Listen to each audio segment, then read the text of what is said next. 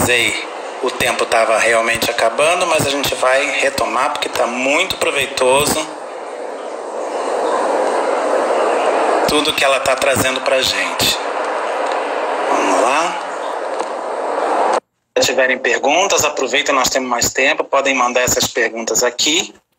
E eu reforço o convite para próxima semana. Falamos de BNCC. Isso, Juscelia, tá ouvindo? Tá tudo bem? Sobre a disciplina de religião. Porque a disciplina de religião, esse debate, ele surge lá na construção da LDB. Na LDB de 1996, existia uma proposta de excluir a disciplina de ensino religioso do currículo da educação brasileira. Porém, nós temos aí uma influência muito grande entre atores religiosos e a nossa legislação. Nós que somos do debate da sociologia do direito, nós afirmamos que as leis mudam a partir de um movimento que acontece na sociedade. Por que até o momento nós não conseguimos descriminalizar o aborto? Porque nós temos uma sociedade conservadora que ainda criminaliza o aborto. Por que nós não conseguimos tirar a disciplina de ensino religioso do currículo brasileiro? Porque nós temos uma sociedade religiosa de uma tradição católica conservadora e, na sequência, você tem aí esse movimento das igrejas cristãs, evangélicas, que também defende a temática do ensino religioso nas escolas. A disciplina de ensino religioso, ela não obriga o aluno a participar. O aluno não é obrigado a participar dessa disciplina. No caso, os pais podem assinar, né, alguma documentação na escola e pedir que o aluno não participe desse componente curricular. Porém, eu nunca vi isso na minha experiência. Na minha experiência, todos os alunos participavam da disciplina de ensino religioso. Os pais gostavam da disciplina, que eu entendo que é por isso que ela ainda continua, né, no nosso currículo. Quando nós falamos em tirar o ensino religioso da escola, os bispos se mobilizam. E a CNBB, ela tem uma força política muito forte em nosso país. Quando nós falamos em tirar a disciplina de ensino religioso, os bispos evangélicos também se mobilizam, a bancada evangélica se mobiliza. Ô, Juscelia, isso que você está falando está me fazendo lembrar dos meus tempos de escola, em que o tempo que eu estudei em escola pública, o ensino religioso, sim, às vezes acontecia como você mesmo explicou, né? A confissão religiosa do professor acabava dando tom das suas aulas, da sua organização curricular. Mas eu também lembro que eu tive professores que conduziam aquilo muito mais para uma vertente assim meio que hoje em dia eu entendo que seria mais de antropologia das religiões ou de estudos culturais, né, para perceber, por exemplo, como é que seria esse fenômeno religioso em algumas práticas indígenas e confrontar com algumas práticas católicas, protestantes, enfim, mostrar como que essas diferentes confissões e cosmologias entendem essa religião, né? E que poderia ser, né, quando você pensa num Estado democrático, poderia ser uma saída, né? Na verdade, a religião entraria como um debate em torno da diversidade. Infelizmente, nós trabalhamos dentro de uma perspectiva de evangelização. Nós usamos o espaço da sala de aula para propor uma evangelização de acordo com os nossos princípios religiosos, tá? E é assim que tem funcionado. Eu faço parte de uma geração que começava as aulas com a oração do Pai Nosso, né? Isso era o ritual da escola. Não sei se vocês também passaram por isso. A professora começava as aulas e inicialmente tinha uma oração. Aí eu estou um pouquinho mais velho, então além da oração ainda tinha cantar o hino. Então, eu também cantava o hino, né? Que eu venho dessa geração da transição de estudos sociais, anos 80, né? moral e cívica. As marcas da ditadura militar, né? Exato. Então, o que nós observamos? Imagine, digamos, um professor do culto do candomblé, né? Que comece uma aula com o ritual do candomblé, com a gira. Como seria a reação desses pais? E o que eu observo hoje, que nós somos dominados por essas informações que vêm desse discurso neopentecostal que ocupa as periferias brasileiras, e isso tem dificultado o debate sobre algumas temáticas. Eu me lembro que lá em torno do início de 2000, 2003, quando a Lei 10.639 foi pensada, nós éramos convidados para esse debate na escola básica, para falar com as crianças o que era a lei, sobre essa discussão em torno da cultura afro-brasileira. E aí eu me lembro que quando eu fazia esse debate nas escolas públicas, muito nas turmas de quinta série, sexta série, era comum ver aquela pergunta das crianças: qual a minha relação com a macumba? Por que eu estava discutindo aquela temática? Qual a minha relação com a macumba?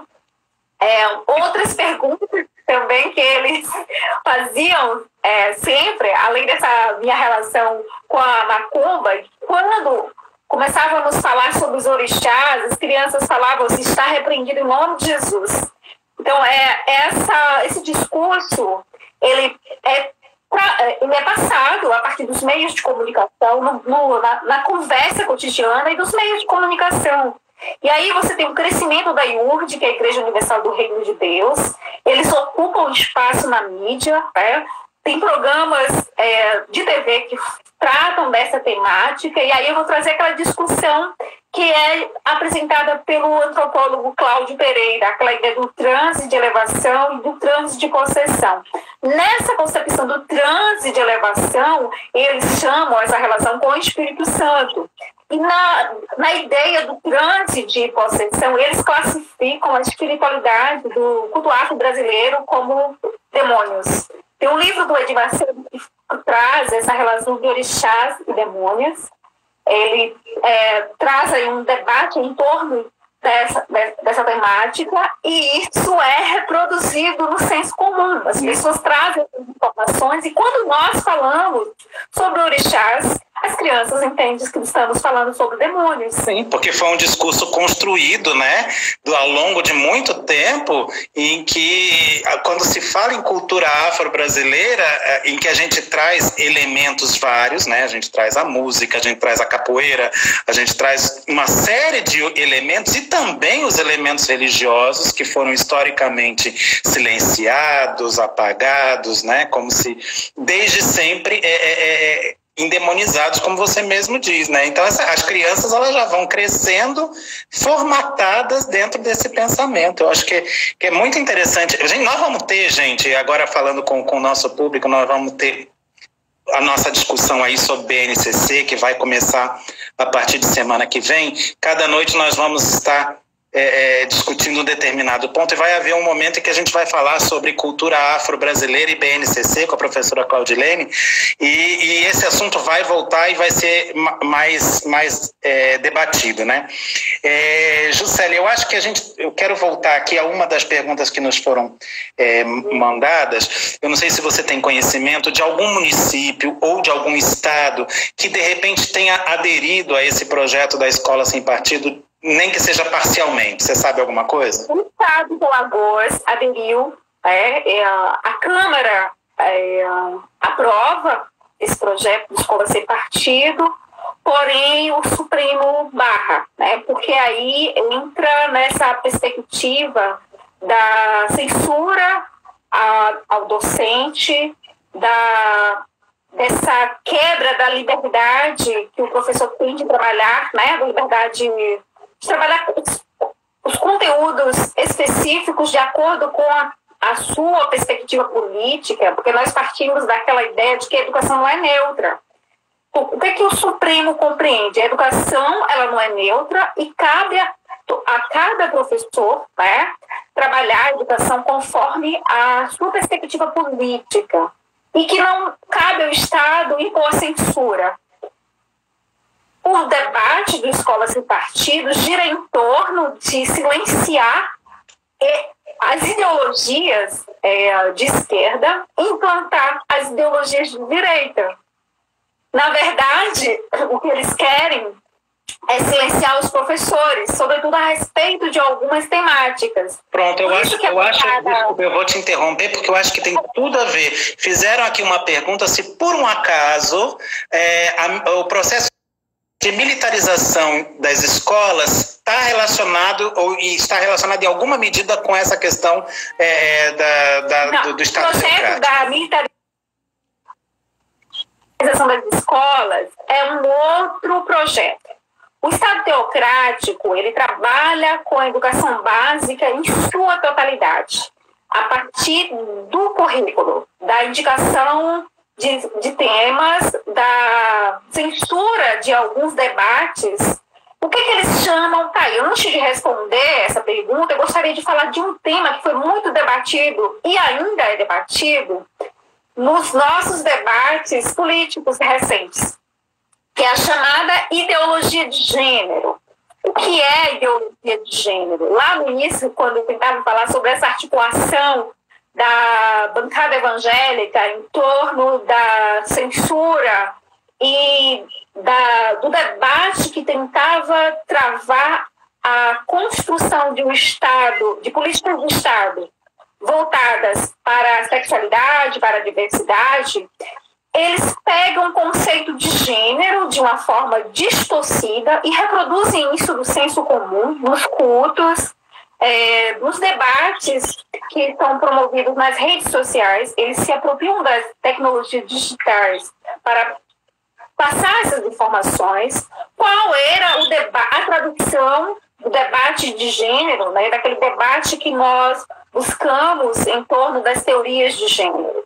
Eles tentavam dizer para os pais que os professores estavam ensinando na escola que ninguém nascia homem ou mulher, que o projeto de todo professor seria de transformar héteros em homossexuais, que estávamos num tempo da ditadura gaysista. Eles usam esse termo da ditadura gaysista. A cura gay. A cura gay. Então, a ditadura gaysista tentava transformar a construção discursiva baseada naquele debate clássico do neopentecostal de combater o inimigo que é o diabo. Antes, como eu tentei falar na live anterior, o diabo estava associado à Coca-Cola, à maionese, ao disco da Xuxa, ao boneco do Fofão, mas recentemente não. Ele recebe uma nova configuração. O diabo hoje está associado à prática dos professores. Ao PT.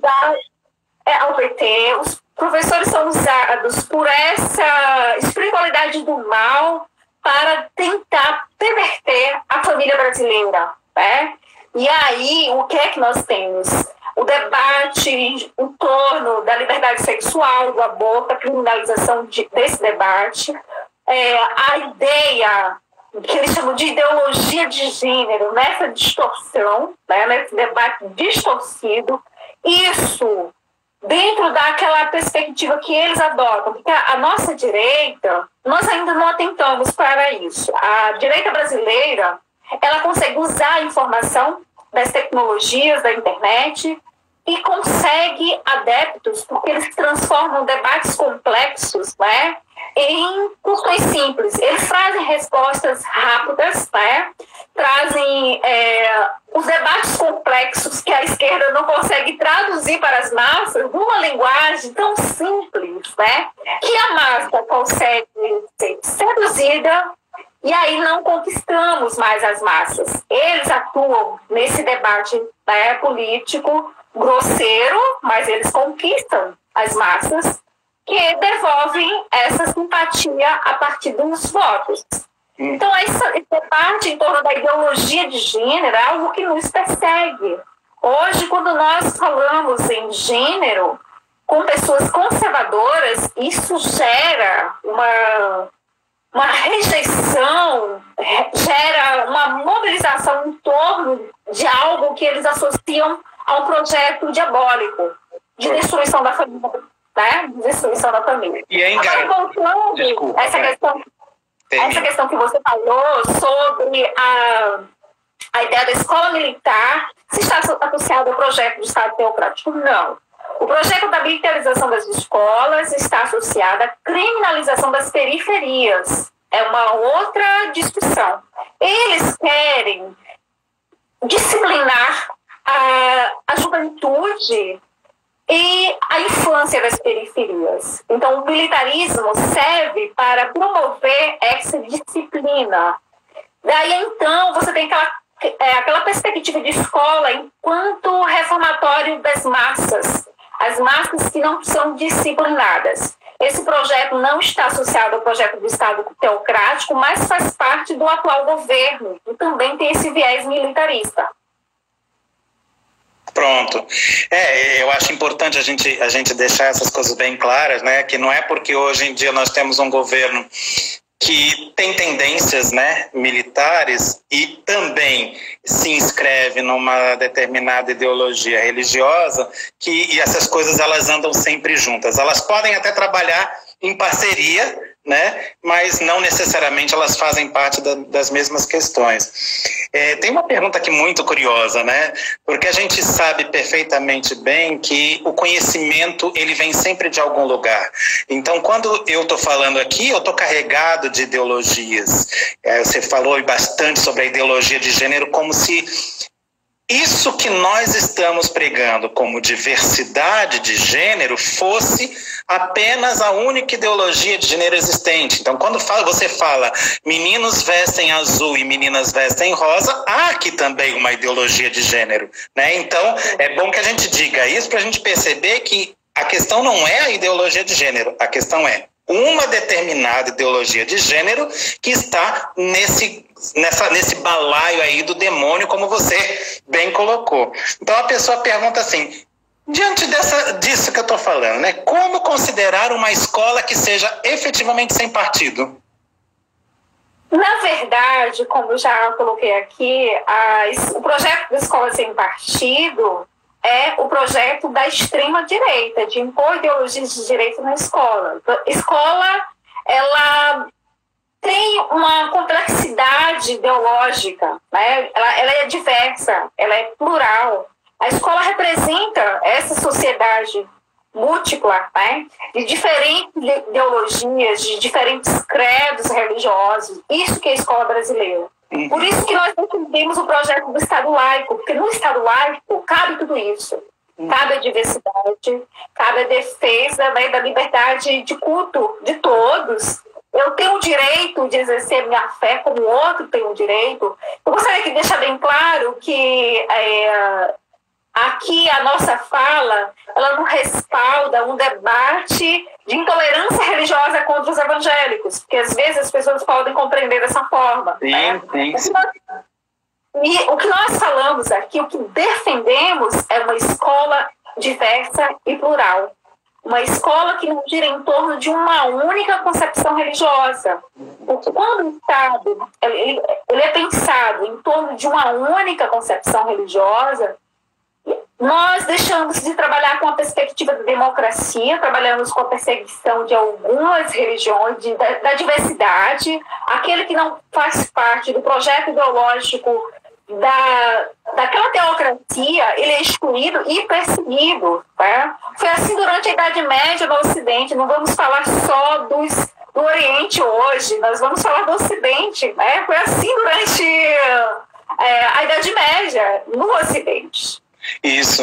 E pensar que, de novo, né, é escola sem partido, sem um partido ou sem uma ideologia específica. O que a gente quer é que todos aqueles partidos que preguem a democracia, que respeitem toda a diversidade da nossa sociedade, esses sim podem trazer suas propostas, podem contribuir para a construção do nosso sistema de educação, que ainda tem muito a avançar. Eu tenho três pessoas aqui que perguntaram quase a mesma coisa, né? O governo Bolsonaro, ele combate explicitamente ideologias socialistas, marxistas, nem sei se ele sabe bem o que é Karl Marx e o que Marx falou, mas eles combatem isso, né? E de Paulo Freire, né? Inclusive, Paulo Freire está dentro daquele balaio do demônio que você já explorou aí. Por quê, Juscelia? Fala um pouco para... É isso que as pessoas estão perguntando. Que você explane um pouco mais sobre essas ideias, o que isso, de fato, pode estar trazendo de malefício a ser combatido pelo governo. O governo Bolsonaro, ele traz aquele debate dos anos 60. Parece que ele não saiu dos anos 60. Quando ele falou do comunismo, parece que nós retrocedemos e estamos naquela época da Guerra Fria, que os militares viam o comunismo como uma ameaça. Daí, então, por que criminalizar o Paulo Freire, a perspectiva da educação marxista, como você bem colocou, eu acho assim, um desafio tremendo para os professores de sociologia, aquela ideia de trabalhar o marxismo. O José Paulo Neto, que é um marxista brasileiro, né, que reproduz bem o marxismo, ele diz assim que o marxismo é uma teoria muito complexa para entrar no gosto das massas. Nós não vamos conseguir trazer o marxismo numa linguagem simples, né, e transformar um aluno da educação básica em um reprodutor do marxismo. Seria um sonho quase que impossível, né? Então, Paulo Freire, por que Paulo Freire é criticado? Porque, como eu ressaltei aqui, o movimento bolsonarista, ele é saudosista nesse período da ditadura militar. Então, lá nos anos 60, você tinha a criminalização da pedagogia de Paulo Freire. As pessoas falam de Paulo Freire como se Paulo Freire fosse aquele teórico que prega a pedagogia do mal, né? O que eles trazem? É um discurso baseado naquela perspectiva que eu já ressaltei aqui, que a direita consegue trazer para o raciocínio das massas respostas simples para questões complexas.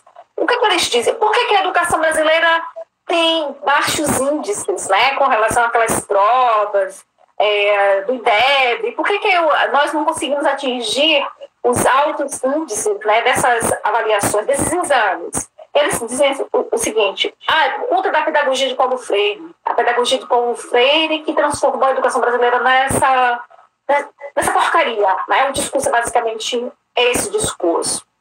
E aí, o Paulo Freire está associado a uma perspectiva de educação libertadora, a um projeto de pedagogia que se aproxima do marxismo, e eles criminalizam Paulo Freire.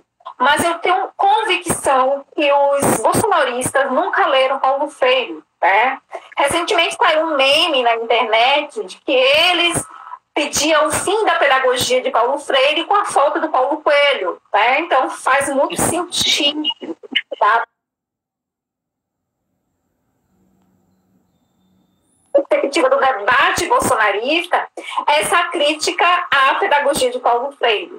Agora, cabe lembrar que o Freire, ele desafia a ditadura militar, porque ele cria uma pedagogia voltada para a politização das massas. Isso lá nos anos 60. E isso incomodou, né? Porque ele trazia essa politização das massas a partir da leitura do contexto vivido, a partir de um método de alfabetização, que nós chamamos de método Paulo Freire. Agora, entre algumas pessoas da área da educação, nós temos um debate que alguns dizem que Freire, de fato, não estava ali para reproduzir o marxismo. Ele reproduzia ali os ciclos de cultura, naquela perspectiva da teologia da libertação, algo bem próximo de uma perspectiva religiosa, né, de uma missão que não é marxista, mas sim religiosa, voltada para a libertação do oprimido, uma bandeira política da teologia, que não basta só propor a liberdade espiritual, a libertação espiritual.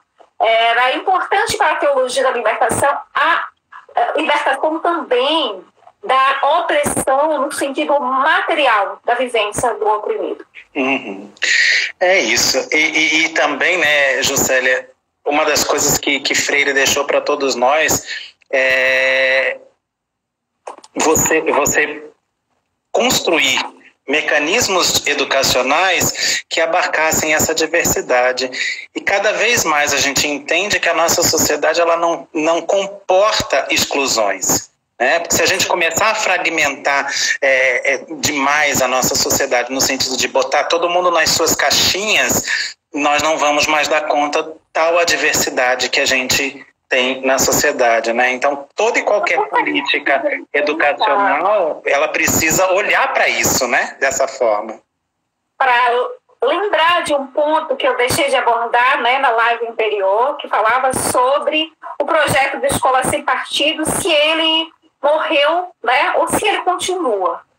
Quando eu tentei fazer essa introdução, que eu não conseguia falar por conta da internet, sim, qual era o meu objetivo nessa introdução? O movimento do Escola Sem Partido, ele surge como um movimento de extrema-direita, bastante diversificado, que traz aí a participação de atores políticos diversos, incluindo os evangélicos. Mas você tem uma diversidade de grupos de extrema-direita, militares, o MBL, né, que são chamados os liberais, Movimento Brasileiro, os liberais brasileiros, você tem o MBL, dentre outros atores que participam desse movimento. O movimento ele ainda existe, ele não acabou.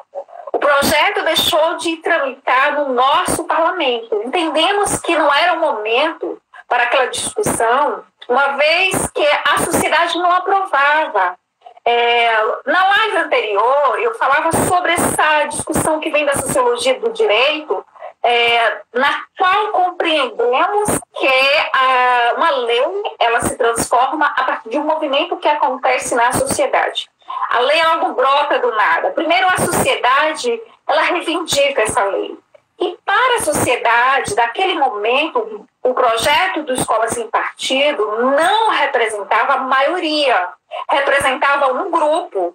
Agora, esse grupo, ele é muito barulhento, ele consegue criar uma mobilização em torno de uma temática específica e parece que eles são muitos. Cabe lembrar que quando eu falava dos evangélicos, da diversidade desses evangélicos, que temos os protestantes históricos, luteranos, presbiterianos, que são minorias no Brasil, os chamados pentecostais e os neopentecostais, né? Eles, em sua totalidade, nem todos defendem esse projeto de poder.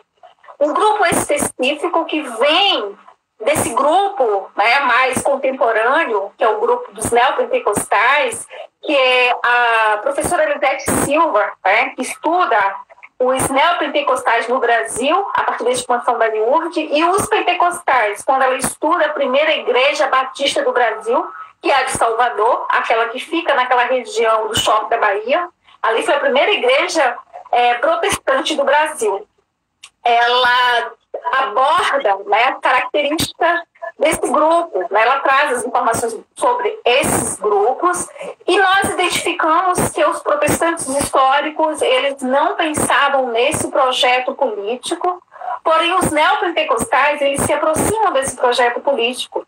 Eles almejam ocupar espaços no legislativo e no executivo.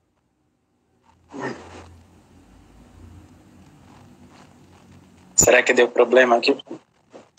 Já está me ouvindo? Sim, agora sim. É que tinha dado uma travadinha, mas pode ir. Então, e aí você vê a projeção em torno do executivo com a eleição do Bolsonaro.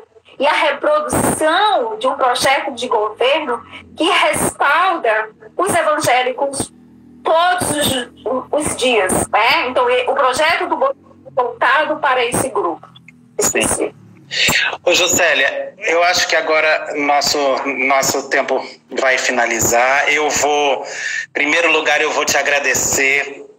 Nós fomos aqui resistência, aliás, é o nosso grito de guerra, né? Malês sempre resiste, né? A gente não desiste nunca e conseguimos dar conta do nosso recado. Então, muito obrigado pela sua boa vontade, pela sua sabedoria, pela forma como você conduziu aí esse tema tão espinhoso, né? Mas tão necessário para a gente discutir se a gente realmente pensa em democracia, se a gente pensa numa educação de qualidade para todos, né?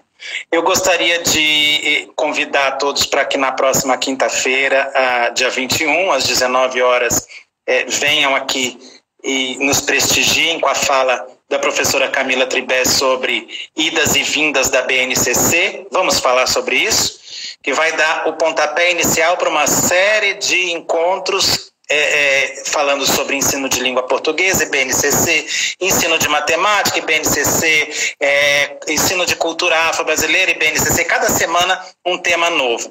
E na próxima quinta, então, nós vamos ter a professora Camila com mediação da nossa queridíssima e amiga professora Sabrina Balsalobre.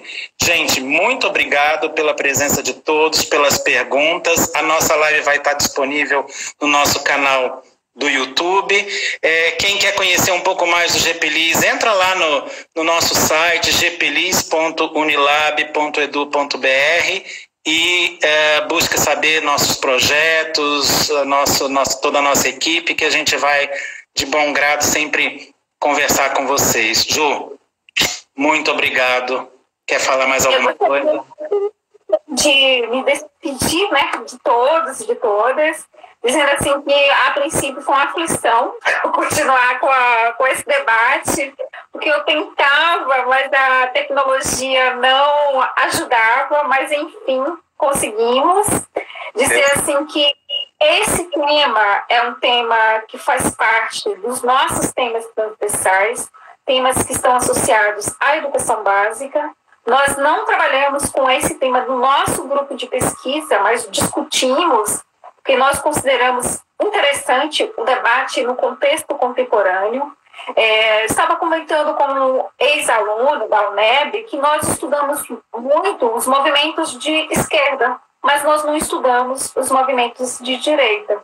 E que hoje nós precisamos fazer o movimento contrário, nós precisamos estudar a direita, né? Como esses grupos se organizam.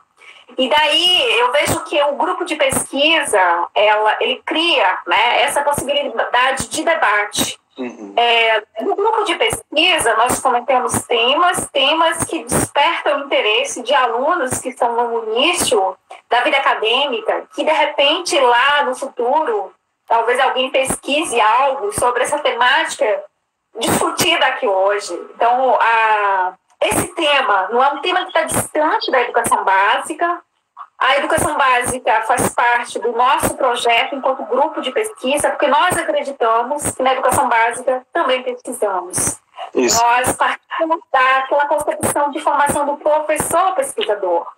E nesse grupo nós criamos possibilidades para os colegas que estão na educação básica, que atuam na educação básica, porque nós sabemos que a formação dos professores é uma formação continuada. E aqui nós apresentamos discussões em torno dessa perspectiva que gira em torno de ação de pesquisa, extensão e formação continuada. Dizer que é um prazer estar aqui com vocês e que na Unilab, hoje, nós pretendemos criar um grupo de ciência das religiões, um grupo que eu faço parte da comissão que vai criar, um grupo não, um programa de mestrado. Nós teremos um programa de mestrado em torno das ciências das religiões, da ciência da religião, né? Então, o nosso grupo de pesquisa pretende trazer uma pós-graduação com essa temática. Esse tema sempre fez parte daquele tema que eu não pesquiso, mas que considero importante. Não sei se todos observam como nós temos recentemente no Brasil o aumento desses movimentos religiosos. Então, isso desperta curiosidade. Por quê? De onde vem esse interesse em torno desses movimentos religiosos? Então, isso desperta também interesse de pesquisas, né? Então, aqui nós vamos desenvolver, né, um projeto voltado para essa temática específica. Temos professores que são da área, o professor Pedro Leiva, o professor Paulo Proença, Paulo Donizete, o professor Denilson também é formado na área de teologia, ele é do colegiado de letras, mas tem formação em teologia, tem interesse, pesquisa nessa área. Então, quem está aqui até agora, que resistiu, né, diante de tantos problemas de tecnologia, eu gostaria de passar essa informação boa, né, que teremos lá um processo de mestrado na área de ciência das religiões. Legal. Né? Legal, Ju. Muito obrigado, então, mais uma vez a todos e a todas. E a você, um grande beijo e até nosso próximo encontro. Se Deus permitir, se os orixás permitirem, com tecnologia a gente vence qualquer demanda e a gente faz acontecer. Até a próxima quinta, gente. Valeu. Abraço. Tchau, tchau.